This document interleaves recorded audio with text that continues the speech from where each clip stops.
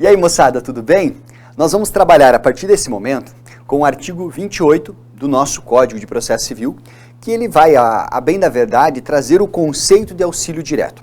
Faça a leitura aqui comigo. Olha só, nós temos que o auxílio direto, ele é cabível, diz o artigo 28, quando a medida não decorrer diretamente de decisão da autoridade jurisdicional estrangeira a ser submetido a juízo de delibação no Brasil. Você vai dizer assim, professor, não entendi nada, né? Eu acho essa redação, ela muito truncada e a gente pode simplificar bastante aqui a ideia. Veja só, quando nós temos uma decisão estrangeira, ou quando nós temos uma decisão brasileira e nós vamos ter a repercussão fora, ou essa decisão estrangeira com repercussão interna, ou um juiz de lá de fora precisando de uma informação no Brasil, ou um juiz brasileiro para instruir o seu processo, precisar de alguma informação, produção probatória de fora, nós temos essa relação entre órgãos jurisdicionais aqui de países distintos, nós resolvemos isso tradicionalmente por meio diplomático.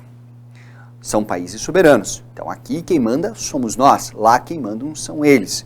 Então, teoricamente, nós não estaríamos, não poderíamos ser afetados por eles e eles não poderiam ser afetados por nós. Mas o mundo, ele é um mundo hoje, até já nem se fala tanto, porque isso já é um pressuposto, é um mundo globalizado, as relações, elas se dão para além das fronteiras. E aí essa comunicação por meio diplomático, ela é muito burocrática, ela é formal. Então você depende do teu judiciário fazer uma solicitação ao Poder Executivo, ao Ministério das Relações Exteriores. Esse Ministério das Relações Exteriores vai rogar por auxílio lá do outro país. Daí internamente tem cada país tem a sua orientação, as suas regras, daí eles vão decidir se vão atender. Aí, caso eles atendam, vai ter toda essa comunicação voltando via diplomática, ou seja, lá se vai muito tempo, perde-se muita efetividade. O que aconteceu ao longo do tempo? Ao longo do tempo, nós passamos a observar de forma pontual, e isso acontece no direito penal, isso acontece em relação a acordos, muitas vezes, de ordem tributária ou empresarial. Os países firmavam acordos para estabelecer alguns relacionamentos mais diretos, um auxílio direto, sem toda essa estrutura de burocracia. O CPC atual vem e traz o auxílio direto para agora uma realidade. Só que ele fala o seguinte, olha, então, veja, esse auxílio direto, ele é uma forma de você ter aqui uma técnica de cooperação, então vou colocar aqui, uma técnica de cooperação internacional.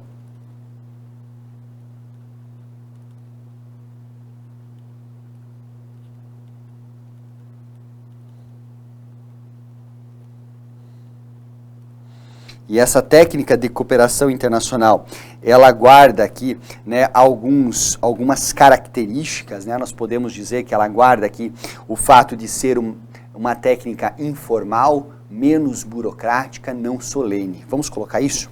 Então ela é uma técnica informal, ela é menos burocrática, ela é não solene. No final das contas, ela busca facilitar. No final das contas, ela busca trazer aqui um instrumento mais ágil. Aí você vai dizer, professor, mas então eu posso utilizar desta técnica aqui, para toda e qualquer comunicação? Não é bem assim.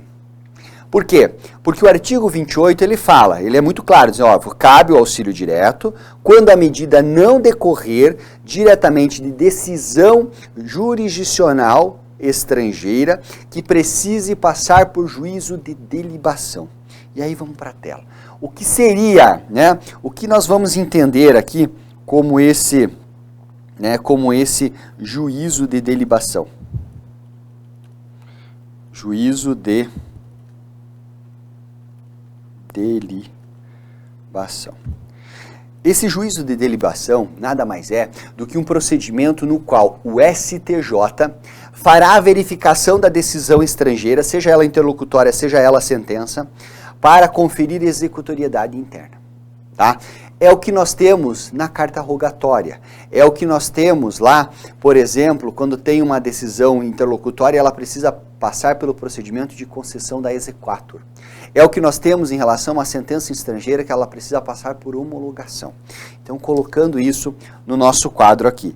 Esse juízo de delibação é o meio tradicional por meio do qual o STJ, ele pega essas decisões estrangeiras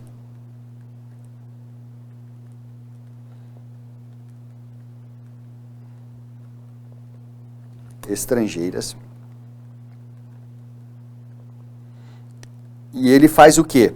E ele faz um processo de validação. Ele não vai analisar o mérito, ele vai verificar se essa decisão dada lá não contraria a nossa Constituição, se essa decisão dada lá respeita alguns princípios básicos, como, por exemplo, o contraditório.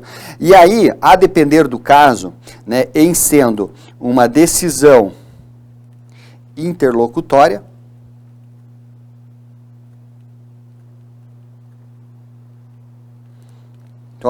ele vai fazer o quê? Ele vai conceder o exequatur.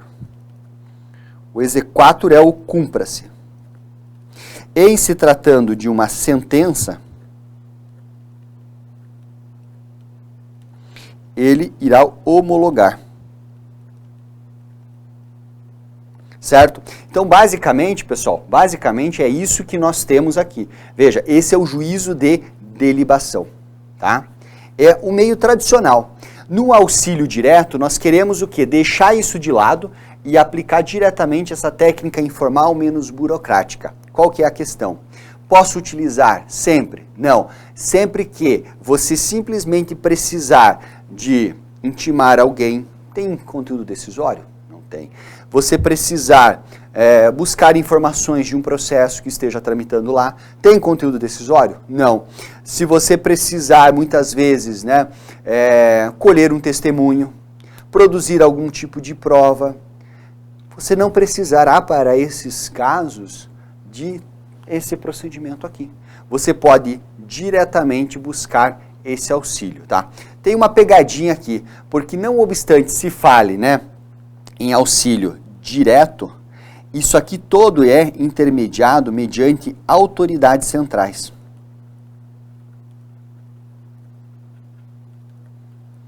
Autoridades centrais. Então, cada país terá a sua autoridade central. Então, a sua autoridade central, se eventualmente o país for requerer o auxílio direto, ele vai encaminhar para a autoridade central vai encaminhar para a autoridade central do outro país, a autoridade central do outro país encaminhará para o juízo competente do seu país, certo? Se forem requerer do Brasil, a autoridade judiciária lá do estrangeiro manda para a autoridade central do país estrangeiro, que manda para a autoridade central brasileira, que manda para a autoridade judicial brasileira, certo? Mas não passa por pode passar pelo Ministério das Relações Exteriores por uma questão, né, de reciprocidade e respeito quanto às soberanias, mas é muito mais ágil e não passa pelo STJ. Isso aqui é importante, né? Opa, minha mão não pega lá, mas não passa aqui pelo STJ, tá bom? Então esse é um ponto. Outra coisa que é comum quando se fala aqui em auxílio direto, e aí aprofundando um pouquinho para que a gente possa encerrar, é o fato, pessoal, de que no auxílio direto, muitas vezes, o país que teria a prerrogativa de decidir abre mão e outorga a decisão para o outro país. Vamos supor, se fosse uma decisão vinda de lá para ser executada aqui, precisaria passar por esse processo aqui. Certo? Você viu que não pode decorrer diretamente de decisão da autoridade estrangeira. Beleza. Mas aí o que a autoridade estrangeira faz? Fala assim, olha, leva lá e você decide no Brasil. E depois você só me manda para cá decidido. Ótimo. Aí você pode usar desse meio facilitado. Certo? Então o que é importante você pensar? Tem necessidade de dar cumprimento à decisão? Se tiver necessidade de dar cumprimento à decisão, juízo de delibação. Não deu? Buscamos um meio mais prático, né, para que a gente possa se valer, né, aqui do auxílio, nesse caso, direto. Lembrando que esse auxílio direto, para encerrar definitivamente, ele será passivo, que é aquele no qual um país requer a cooperação do Brasil, né, ou seja, o Brasil é demandado, e será ativo quando o Brasil for demandante. Ok? Queridos, deixe o seu like, deixe o seu joinha, Coloque aqui nos comentários se você tiver alguma dúvida, se você não entendeu alguma coisa, se não ficou legal o vídeo para você, que eu vou buscar esclarecer os pontos principais. E um forte abraço.